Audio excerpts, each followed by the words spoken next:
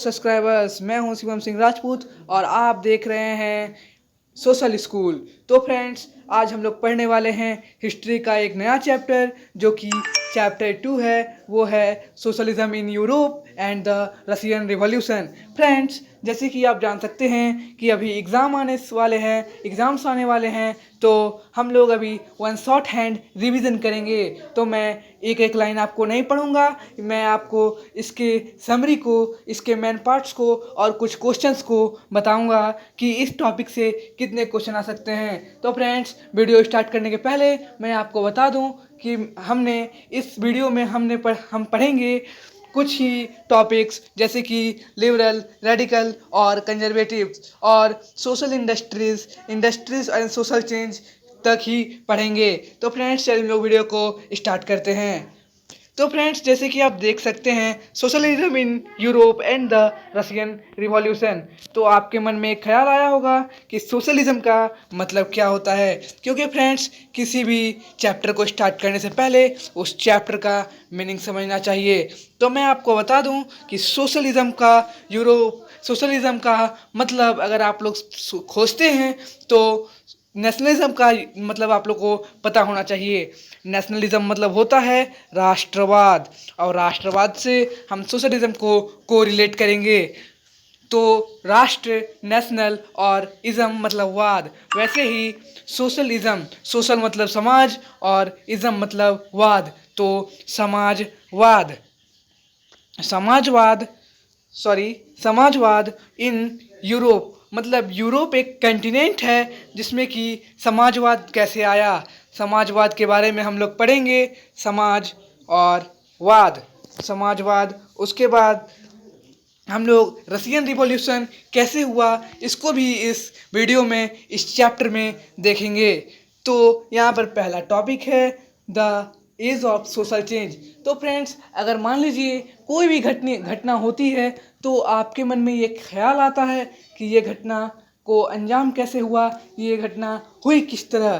तो फ्रेंड्स, अगर मान लीजिए ये है socialism in Europe and the Russian revolution. आप इसके पहले फ्रेंच रिवॉल्यूशन पढ़े होंगे। तो फ्रेंच रिवॉल्यूशन में जो रिवॉल्यूशन हुआ था, उसके चलते इनके भी मन में, यूरोप के लोगों के मन में, रसिया के लोगों के मन में आया था एक ख्याल कि हम भी अगर मान लो कोई भी रिवॉल्यूशन करते हैं तो हम अपने देश के इतिहास के पन्ने में नाम दे सकते हैं और अपने मोनार्क कंट्री को डेमोक्रेटिक कंट्री बना सकते हैं।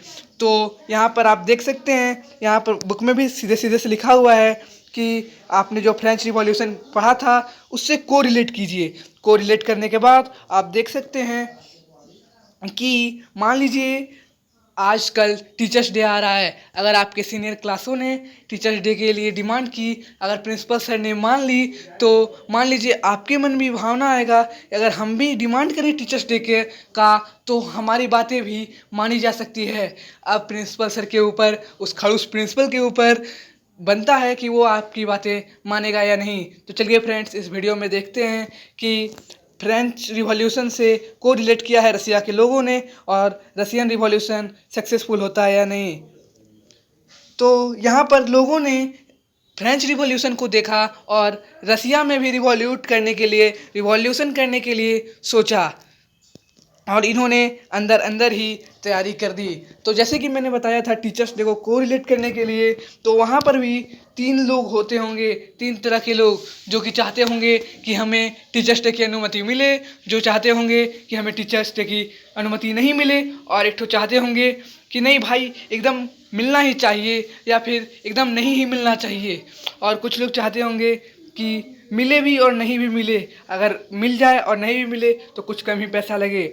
तो फ्रेंड्स, आप देख सकते हैं यहाँ पर लिबरल, रेडिकल और कंजर्वेटिव्स। तो यहाँ पर लिबरल, रेडिकल और कंजर्वेटिव्स में क्या डिफरेंस होता है, what is the great difference between liberal, radical and conservatives. तो कंजर्वेटिव्स, लिबरल और रेडिकल क्या होते हैं, तो हम लोग यहाँ पर आप देख सकते हैं कि लिबरल के बारे में दिया हुआ है। लिबरल के बारे में मैं बता दूँ आपको, वो लिबरल होते थे जो कि रिवॉल्यूशन में इस प्रकार से भागे लेते थे, जो कि चाहते थे कि हमें इक्वलिटी होना चाहिए, इक्वालिटी होना चाहिए। हमारा कंट्री जो है गवर्नमेंट का होना चाहिए, प्रजातंत्र होना चाहिए, या फिर आप बोल सकते हैं मूर्खों का राजतंत्र होना चाहिए।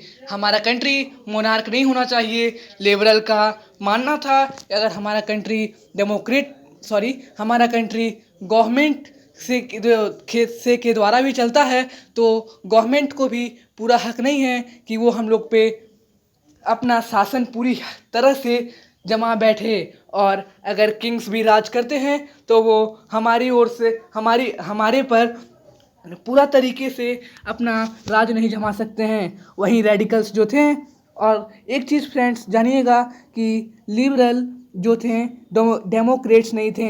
अब आपके मन में ख्याल आएगा कि लिबरल डेमोक्रेट्स क्यों नहीं थे।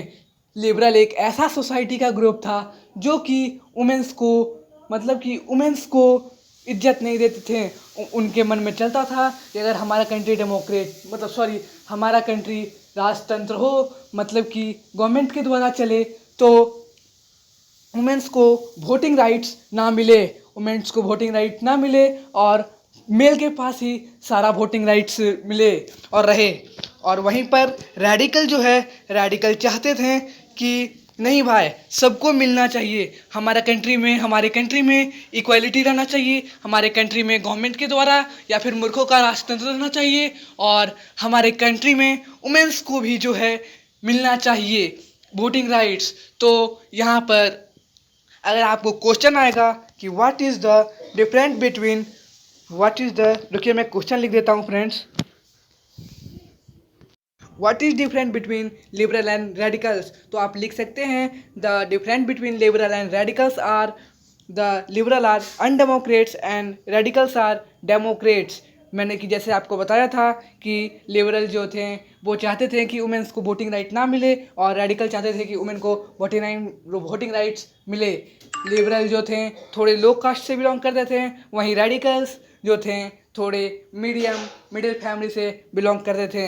अब लिबरल रेडिकल्स का मेरे ख्याल से आपके मन में कोई भी क्वेश्चन नहीं होगा फ्रेंड्स। अगर कोई क्वेश्चन है तो हमारे कमेंट सेक्शन में कमेंट करें, मैं उसका अवश्य ही आंसर दूंगा।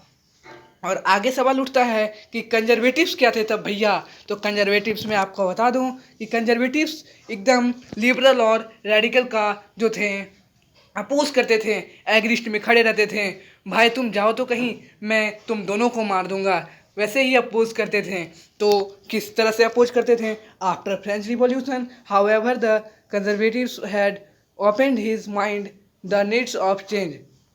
कंजर्वेटिव्स जो थे, देखिए अब फ्रेंच रिवॉल्यूशन का इसमें क्यों बात आया, मैं आपको बता दूं कि 1804 से 1815 तक फ्रेंच रिवॉल्यूशन चला था। जैसे कि आपने पढ़ा होगा, तो पहले कंजर्वेटिव्स का ही राज था, तो फिर उसमें कोई और राज किया, लुइस 16 वगैरह, और फिर कंजर्वेटिव्स ने अपना रवैया फिर से जमा लिया। तो वहाँ पर फिर अब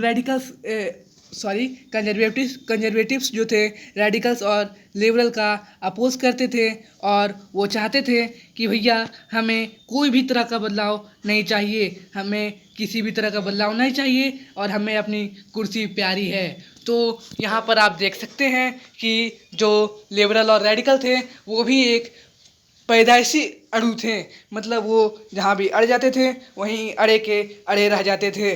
तो लिबरल्स एंड रेडिकल्स ने एकजुट होकर और दिखा दिया कंजर्वेटिव्स को कि नहीं भैया मैं आपको अलग कर सकता हूँ। अब कंजर्वेटिव्स ने भी देखा कि हमें अब कोई भी दूसरा चारा नहीं है, तो उन्होंने भी सोचा कि ठीक है भैया, हम तो अलग हो जाएंगे, हम तो पावर लो कर देंगे, लेकिन हमें एकदम मतलब जो होता है, हम तो पावर अपना लो कर देंगे लेकिन हमें कुछ सम्मान मिलना चाहिए। जैसे कि आप फ्रेंड्स आज के ज़माने में भी को रिलेट कर सकते हैं।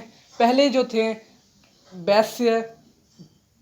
जो पहले थे राजपूत और ब्राह्मण दोनों का राज शासन चलता था, और उनके नीचे वैश्य और क्षुद्र लोग रहते थे। लेकिन आज जस्ट अपोजिट हो गया है। फिर भी लेकिन हम लोग कहते हैं, राजपूत और ब्राह्मण कहते हैं कि नहीं भैया मैं अपना पावर तो लो कर दूंगा, लेकिन मुझे थोड़ा इज्जत और सम्मान देना, ताकि आगे के ज़माने में मुझे लोग कहें कि मैं भी एक कंजर्वेटिव था, मतलब कि मैं कुछ राजशाही लोगों से बिलोंग करता था। और फ्रेंड्स, मैं भी आपको एक चीज़ बता दूं स्टूडेंट्स, कि कंजर्वेटिव्स जो थे वो एक तरह के राजशाही लोग थे, मतलब एरिस्टोक्रेट जो यहाँ पर यूज किया गया है वो राजघराने, राजशाही या राजमहल में रहने वाले बढ़िया लोगों के बारे में कहा गया है, रईस लोगों के बारे में कहा गया है एरिस्टोक्रेट। और एरिस्टोक्रेसी मतलब होता है रईसी। तो अब मैं आपको बता सकता हूँ कि अगर आई क्वेश्चन कि what is the great difference between liberal, radical and conservatives, और या फिर कंजर्वेटिव्स और लिबरल में क्या अंतर रहता था, या फिर रेडिकल्स में और कंजर्वेटिव्स में क्या अंतर रहता था, तो हमारा एक टॉपिक कंप्लीट हुआ। इसी के साथ हम लोग दूसरे टॉपिक को स्टार्ट करते हैं। स्टार्ट करने से पहले मैं आपको कह दूं कि मेरे चैनल को सब्सक्राइब करें, वीडियो को शेयर करें और वीडियो को लाइक करें। तो फ्रेंड्स, अब हम लोग टॉपिक नंबर 1.2 पे आ गए हैं। अब 1.2 पे आने के बाद आप देख सकते हैं टॉपिक नंबर 2 है industrial society and social change. Industrial society मतलब अब इंडस्ट्रियल जो सोसाइटी था वो रशियन रिवॉल्यूशन में किस तरह था, और उसमें सोशल चेंज मतलब सोशल का मतलब होता है समाज, सामाजिक चेंज, यहाँ समाज नहीं, यहाँ सामाजिक बोलेंगे, कैसे आया। तो आइए हम लोग इसको पढ़ते हैं। तो यहाँ लिखा हुआ है this political trends were sign of a new time, it was a time of profound social and economic change, it was a time of. अब देखिए फ्रेंड्स, मैं इसमें एक बता देता हूँ आपको कि मान लीजिए अब कंजर्वेटिव्स, लिबरल, रेडिकल्स तो अब हो रहे थे इसी में, और इसी बीच में एक इंडस्ट्रियल सोसाइटी कैसे बना मैं आपको बता दूँ। तो अब देखिए रिवॉल्यूशन कैसे स्टार्ट होता है, अब यहीं से आपको बताने बुक शुरू कर दिया है। तो यहाँ पर इंडस्ट्रियल सोसाइटी मतलब जो थे, इंडस्ट्रियल सोसाइटी में लोग जो थे, अब यहाँ पर इंडस्ट्रियल सोसाइटी में जैसे कि जो कंजर्वेटिव्स थे, एरिस्टोक्रेट लोग थे, वो उनका इंडस्ट्रीज था और उसमें लिबरल और रेडिकल काम करते थे। चलो भैया, काम तो मैं कर रहा हूँ, लेकिन मुझे काम के हिसाब से जो मेहनताना होता है, जो मजदूरी होता है, वो तो मुझे मिलना चाहिए। अब भाई तुम काम कराओ मुझसे 4 घंटे और 10 रुपए किलो, ये कुछ खा लेना, तो ये कैसे हो सकता है? नहीं फ्रेंड्स, तो यहाँ पर इस वजह से लिबरल और रेडिकल और एकजुट होके और अपोज करने शुरू कर दिए कंजर्वेटिव्स का। और यहाँ पर 1-2 घंटे, 8-9 घंटे नहीं, पूरे के पूरे 10-12 घंटे कराते थे यहाँ पर काम। तो आप देख सकते हैं यहाँ पर ये पिक जो दिया हुआ है ये कंजर्वेटिव्स का था, और वो जो ये मतलब कि लिबरल और रेडिकल से काम कराते थे और खुद ही ऐश मौज करते थे। तो यहाँ पर हम लोग देख सकते हैं कि कुछ न्यू वर्ड दिया हुआ है, वो है suffragette movement, a movement to give a women the right vote. तो मैंने आपको बताया जो रेडिकल जो थे वो लिबरल को अपोज करते थे हल्का फुल्का, कि वुमेन को भी जो है मिलना चाहिए वोटिंग का अधिकार, तो उसी को यहाँ पर सफ्रीगेट मूवमेंट कहा गया है। और आप देख सकते हैं कि ये कंजर्वेटिव्स हैं, और इसमें कुछ फिलोसफर का भी नाम दिया हुआ है जो कि,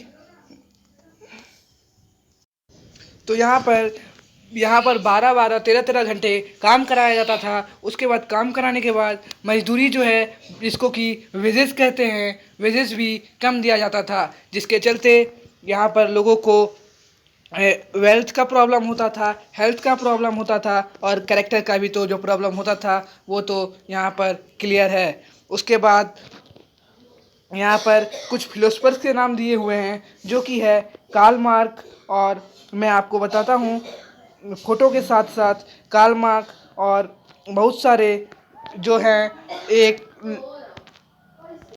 लीडर्स थे जो कि प्रोटेस्ट करते थे कि हाँ भाई काम तो कम होना ही चाहिए। तो मैं कुछ कार्ल मार्क के बारे में बता दूं कि कार्ल मार्क कौन थे। कार्ल मार्क के बारे में उनका जन्म तारीख क्या था, उसने कितने बुक लिखे थे, उनका स्लोगन क्या था। तो मैं आपको बता दूं कि कार्ल मार्क के द्वारा बहुत सारी बुकें लिखी गई हैं, जिसमें कि एक इसमें दास कैपिटल दिया हुआ है। उनका कहना था कि इस जो ये फैक्ट्री होता है उसके असली मालिक लेबर ही होते हैं, ना कि उसका ऑनर मालिक होता है। और उन्होंने बहुत सारी योगदाएं भी योग सॉरी बहुत सारे योगदान भी दिए इस रिवॉल्यूशन को आगे बढ़ाने में। अब रिवॉल्यूशन को आगे बढ़ाएं। और आप देख सकते हैं यहाँ पर लिखा हुआ है कि 1815 में ये फ्रांस, इटली, जर्मनी और रसिया तक में फैल गया। और यहाँ पर नेशनलिस्ट वर्ड यूज किया गया है कार्ल मार्क्स जैसे और कई नेताओं के लिए। और यहाँ पर अब the coming of socialism in Europe, मैंने कि आपको बताया था कि कार्ल मार्क्स जैसे कई नेता थे, जिसमें कि एक गुपी मजनी थे, इटलियन नेशनलिस्ट थे, मतलब इटली से ये प्रोटेस्ट करते थे। और ये कई तरह के किताबें लिख के इंसानों को जागरूक करते थे कि हाँ भैया तुम लड़ो और अपने विजत के लिए लड़ो, अपने वेल्थ के लिए लड़ो, अपने हेल्थ के लिए लड़ो और इस कंजर्वेटिव्स का वाट लगा दो। तो फ्रेंड्स, जैसे कि हमने बोला था कि मैं इस वीडियो में 1.2 तक पढ़ूंगा और पढ़ के समझाऊंगा, वन शॉर्ट हैंड रिविज़न कराऊंगा। और ऐसे वीडियो देखने के लिए हमारे चैनल को सब्सक्राइब करें, हमारे वीडियो को शेयर करें और ज़्यादा से ज़्यादा लाइक करें। तो हम लोग इस 1.3 टॉपिक को नेक्स्ट वीडियो में पढ़ेंगे। तब तक के लिए bye bye, meet you tomorrow.